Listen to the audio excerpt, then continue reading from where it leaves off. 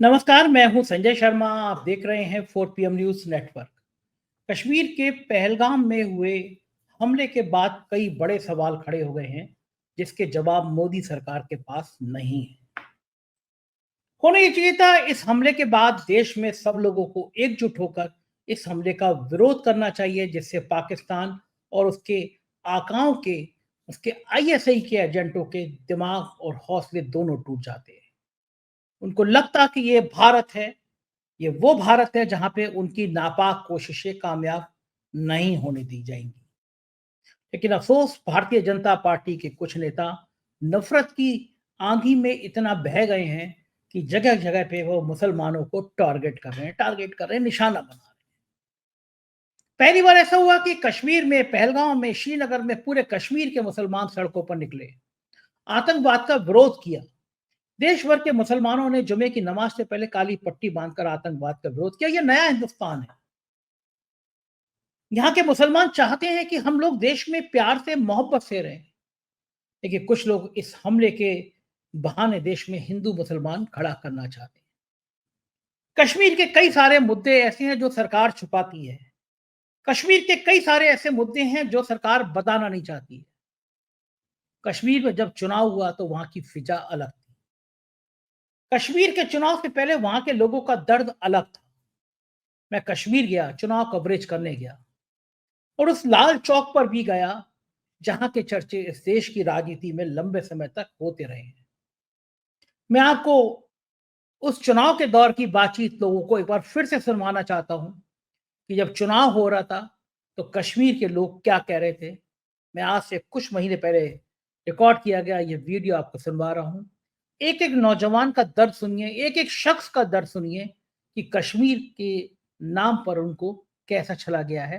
सुनिए ये लाल चौक पे सारी बातचीत। क्योंकि कश्मीर के लोगों ने बहुत सफ़र उठाया है, बहुत सारी परेशानी का सामना किया है। 10-10 दिन से 100 रुपए नहीं कमाते ये लोग यहाँ। ये भैया, मुझे सीमाएं सील हैं, इतनी सुरक्षा है, तो ये ड्रग्स आ कहाँ से रहा? ये 10 साल से हमें मुसीबत में धकेल दिया। 22 जवान मर गए। पहले आतंकवाद केवल घाटी में था, अब जम्मू में पहुंच गया। ये आप लाल चौक देख रहे हो खूबसूरत, ये लाल चौक खूबसूरत देखने से हमारा पेट नहीं भर जाएगा सर। हमें रोजगार चाहिए सर। क्या लगता है आपको, इन 10 सालों में कश्मीर में कोई विकास हुआ या सारी बातें हवा हवा? लाल चौक आप बोल रहे हो, घंटाघर है क्या यहाँ? तो लोग तंग आ गए, कहते हैं अब कुछ ना कुछ सुधार आना चाहिए यहाँ पे। हमारे बच्चे पढ़ लिख कर बेकार है, दर दर की ठोकरें खा रहे हैं सर। मेन मसला है बेरोजगारी का। कि एमए जो लड़का है वो चना भेज रहा है पटरी पे।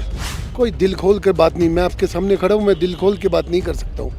अगर इधर उधर की कोई जबान चली गई ना तो पता नहीं कहाँ पहुँच जाएंगे। नमस्कार, मैं हूं संजय शर्मा। आप देख रहे हैं 4 PM न्यूज़ नेटवर्क। मैं कश्मीर के लाल चौक पर खड़ा हूं। वो लाल चौक जो लगातार राजनीति के लिए चर्चा का विषय रहा है, लगातार राजनीतिक सुर्खियां बटोरता रहा है। लाल चौक के बारे में बड़ी कहानियां सुनी होंगी, लेकिन अब लाल चौक पर कुछ राजनीति की बातें भी हो रही हैं, 10 साल बाद हो रही हैं। 10 साल पहले कश्मीर में 370 हटाई गई और कहा गया कि अब कश्मीर में खुशहाली आ जाएगी, बड़े बड़े उद्योग लग जाएंगे, फैक्ट्री लग जाएगी। मगर जब आज यहाँ पे लोगों से बात करते हैं तो लोगों का दर्द सामने आ जाता है। तो मैं लाल चौक पे खड़ा हूँ। मैं चाहता हूँ कि कुछ लोगों से बातचीत करूँ, समझने की कोशिश करूँ कि आखिर कश्मीर का दर्द क्या है, कश्मीर के लोगों की बातचीत क्या है। शुरुआत करता हूँ। सर, आपका नाम? फयाज। फैज भाई, 10 साल बाद यहाँ चुनाव हो रहे हैं कश्मीर में।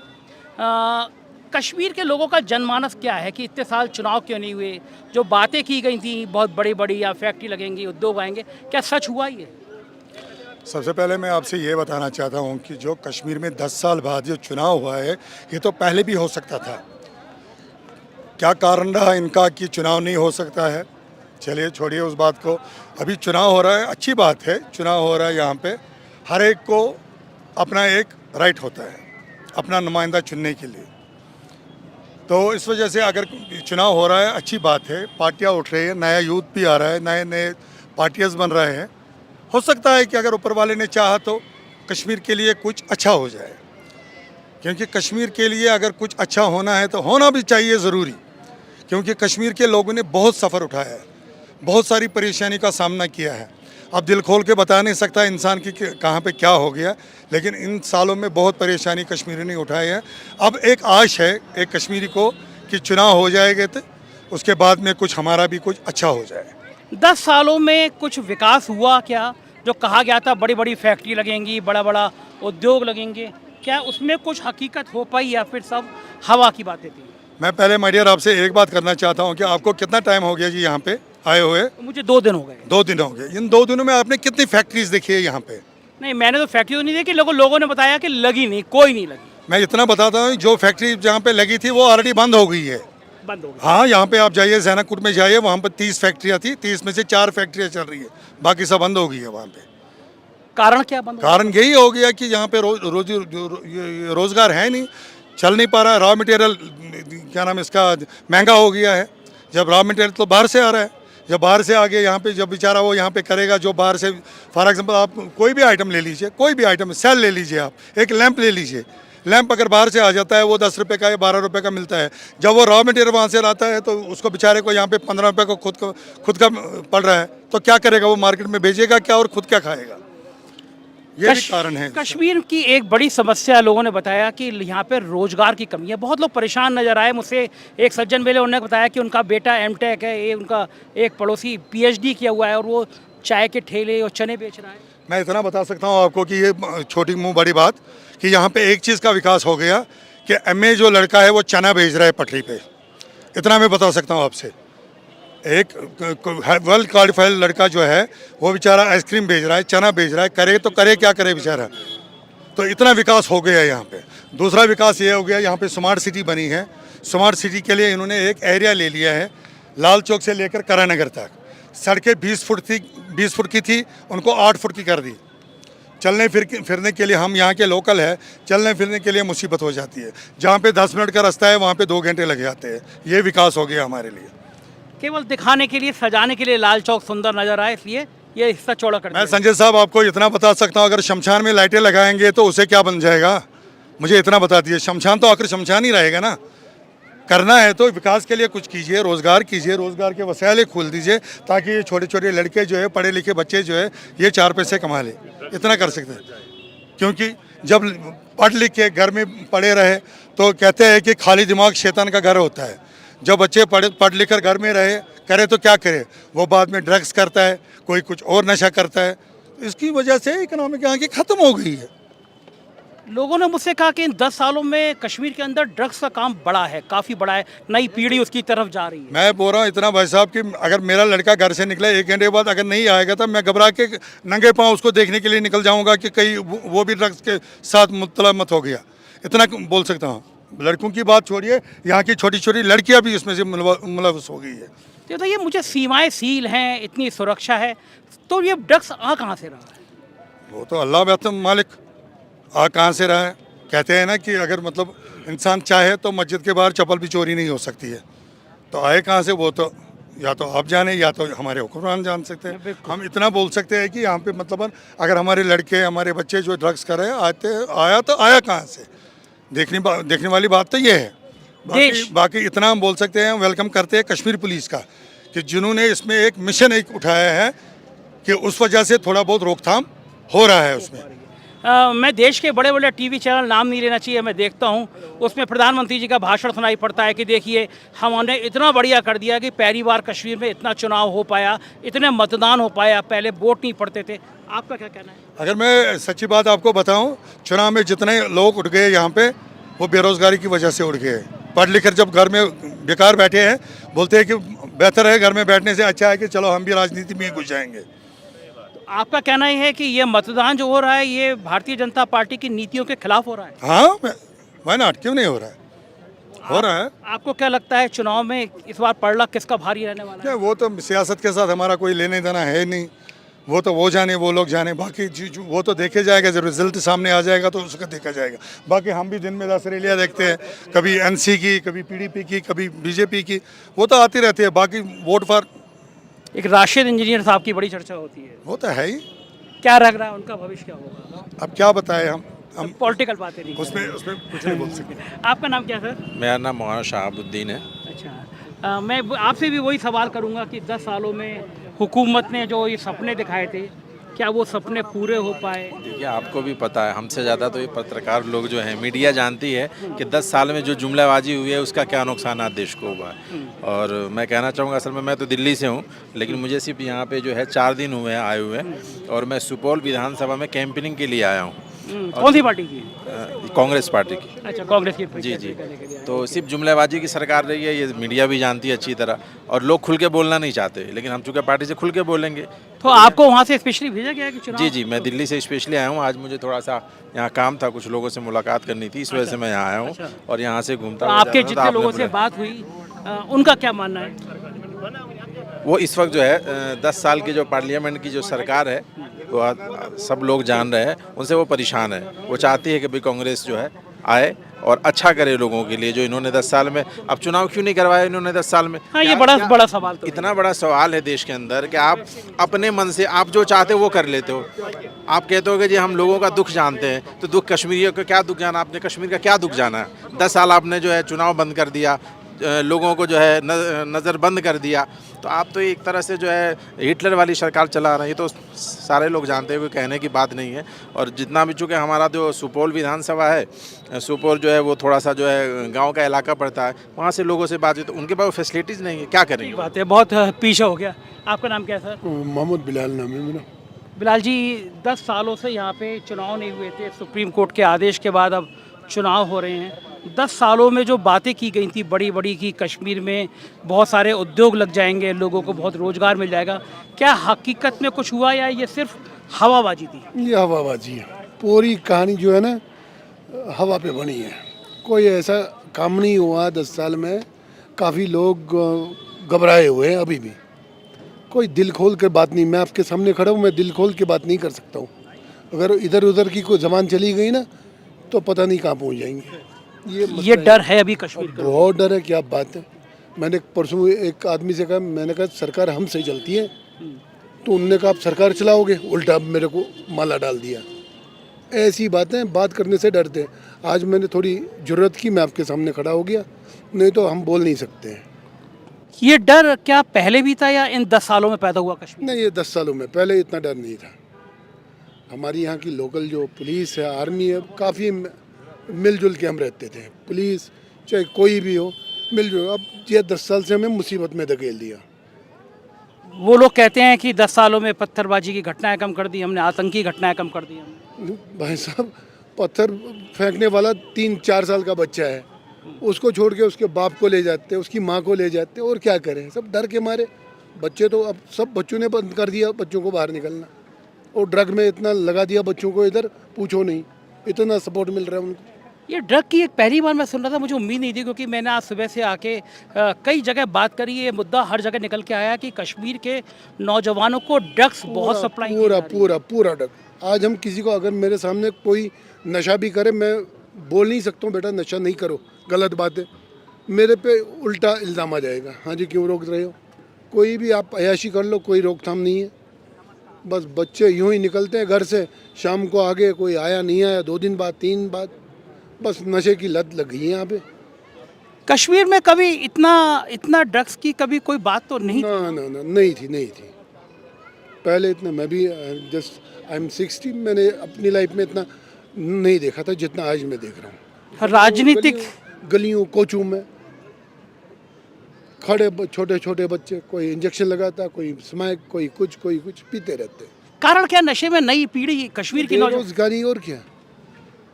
जिस बच्चे ने पढ़ लिख कर उसने अपने माँ बाप का खून चूसा, फिर नौकरी नहीं मिली, वो कभी ऑटो चलाता है, कभी रिक्शे चलाता है। यहाँ आप देखें, बड़ी बड़ी डिग्री वाले लड़के ये टैक्सियाँ चलाते हैं, स्पेशल टैक्सियाँ, और वो भी बंद हो गया।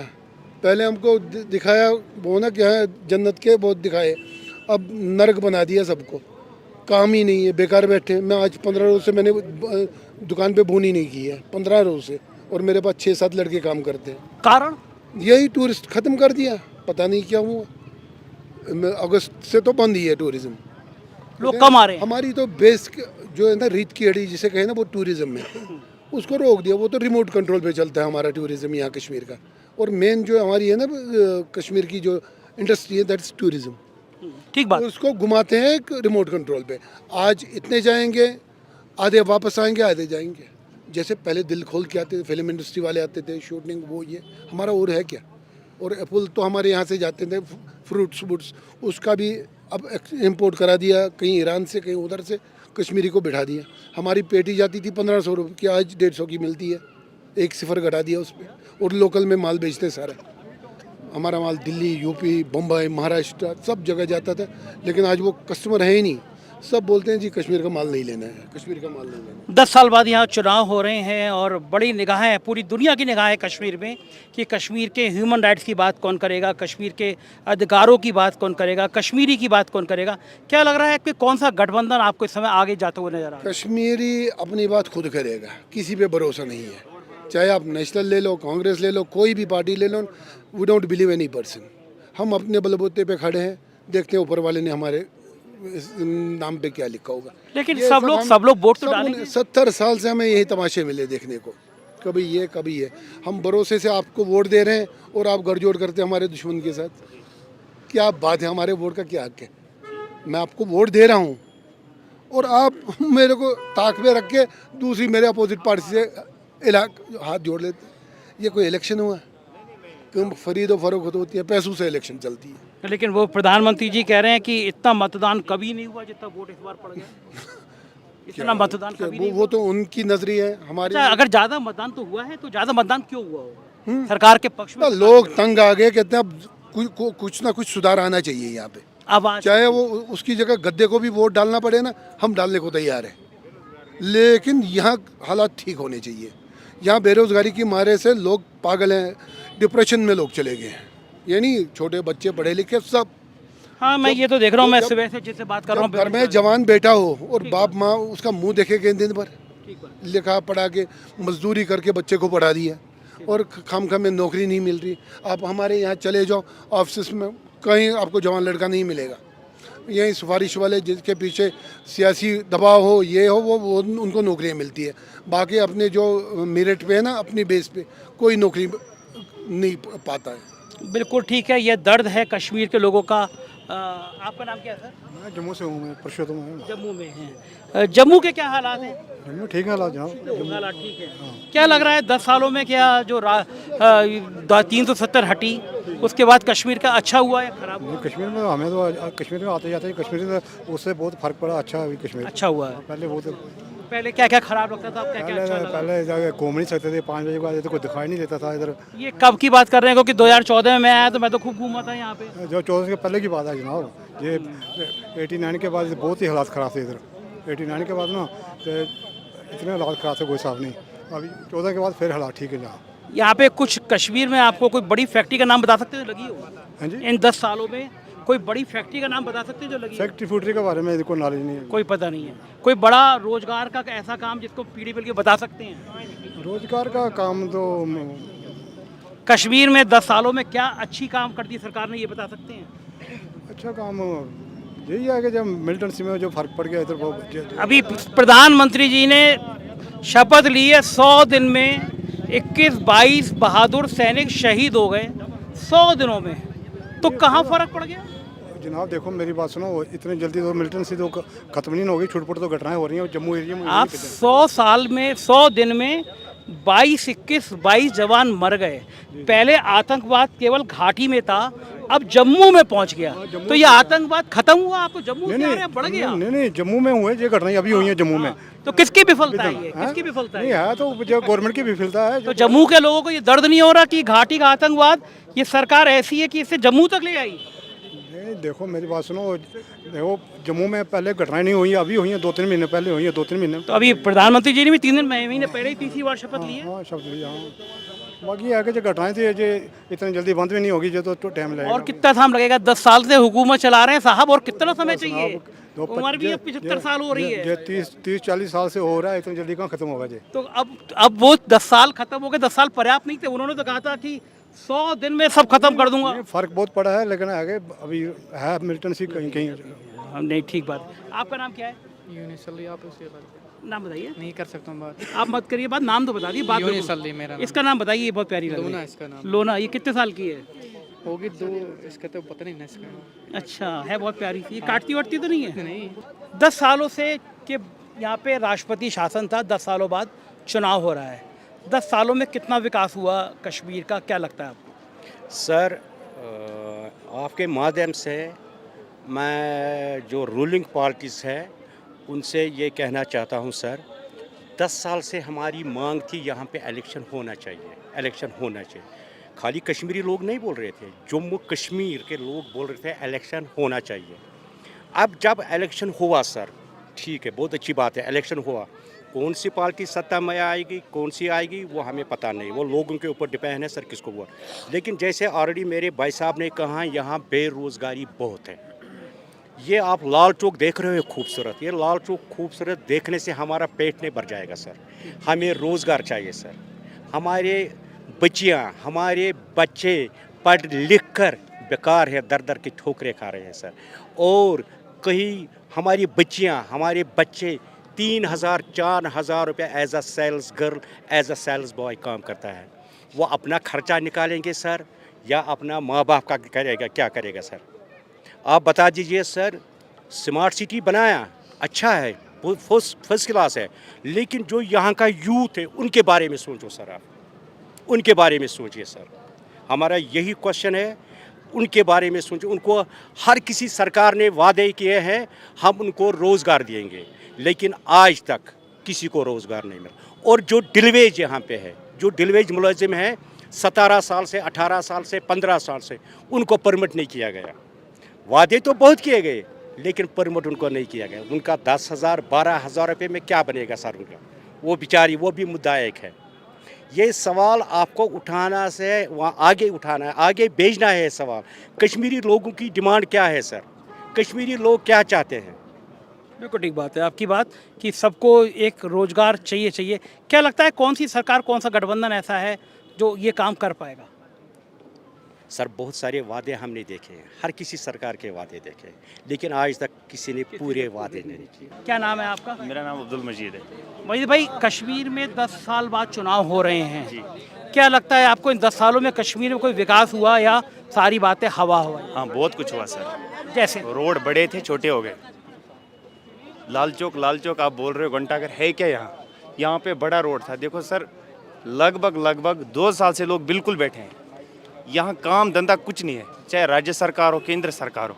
रोड तो बनाने, पानी तो देना है लोगों को, बिजली तो देनी है। देश एक है, ये काम है तो करनी है, मगर मेन मसला है बेरोजगारी का।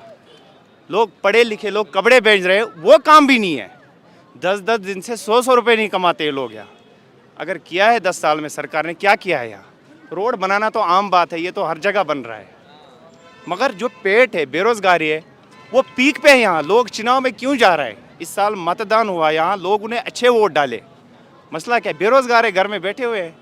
इसलिए घर में बैठने से बेहतर है उनके साथ ही जाना।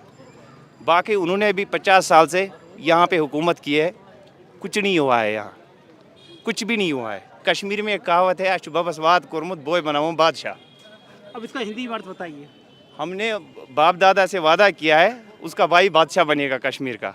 ये 50 साल से चल के आ रहा है यहाँ। बाकी वो लोग भी यहाँ कश्मीर में कुछ नहीं करने वाले हैं। आज तक उन्होंने नहीं किया कुछ, आज क्या करेंगे?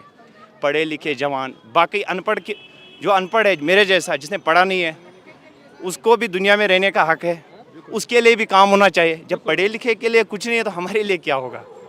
बात आपकी ठीक है। और बड़ा समस्या यहाँ पे लोगों की रोजगार की लग रही है मुझे, क्योंकि हर तीसरा व्यक्ति रोजगार की बात कर रहा है। सरकार क्यों नहीं दे पा रही रोजगार? देखिए साहब, अगर 10 साल से बीजेपी सत्ता में है तो आप कश्मीर में देखिए क्या रोज़गार है। यहाँ टूरिज़्म है खाली। यहाँ सेब निकलता था, वो भी ईरान से लाया। यहाँ केसर निकलता, वो भी ईरान से आ रहा है। तो कश्मीर का जो भी माल जा रहा है बाहर, उसकी कोई कीमत ही नहीं है आजकल। 1500 रुपये पेटी जाती थी यहाँ से, 200-300 रुपये में जाती है आजकल। तो जो भी काम काज है ठप है, कुछ नहीं है यहाँ पे, बिल्कुल ज़ीरो, कुछ भी नहीं है यहाँ। लोग भीख मांगने पे आ गए हैं। मैं गाड़ी चलाता हूँ, 2 महीने के बाद घर से निकला हूँ आज, बराबर 2 महीने के बाद। तो ना, आपने, ये था कश्मीर के लोगों का दर्द। आप भी महसूस करेंगे कि कश्मीर के नाम पर, कश्मीरियत के नाम पर उनको बहुत छला गया, सरकारों ने उनके साथ धोखा किया। अब वक्त है कि एक बार फिर देश उनके साथ खड़ा हो, उनके दर्द को साझा करे। कश्मीर हमारा था, हमारा है और हमारा रहेगा। कैसी लगी बातचीत बताइएगा जरूर। चैनल को सब्सक्राइब और ज्वाइन करिएगा। शुक्रिया, थैंक यू।